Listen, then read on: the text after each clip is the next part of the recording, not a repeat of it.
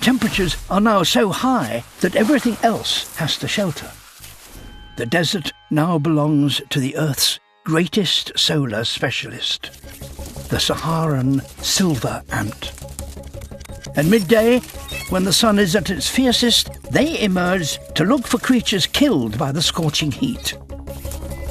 Getting lost would mean certain death, so every few seconds they spin round, taking a bearing from the sun. When others are frying, these ants have solar tech to stop them from overheating. Special glassy hairs and shining bodies that reflect the sun's lethal rays. To get their prize back as quickly as possible to their underground den demands teamwork. Any technique will do. The push and slide. Even dune surfing.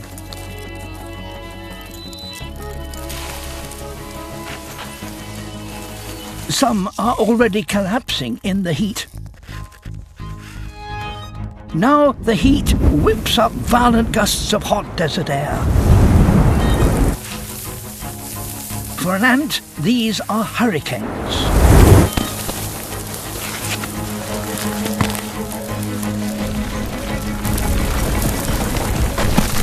They must get their prize underground as soon as possible, and blown sand has blocked the entrance to their den. Any longer out here and they will be toast. One final effort. The last of the team race home. Shade, at last.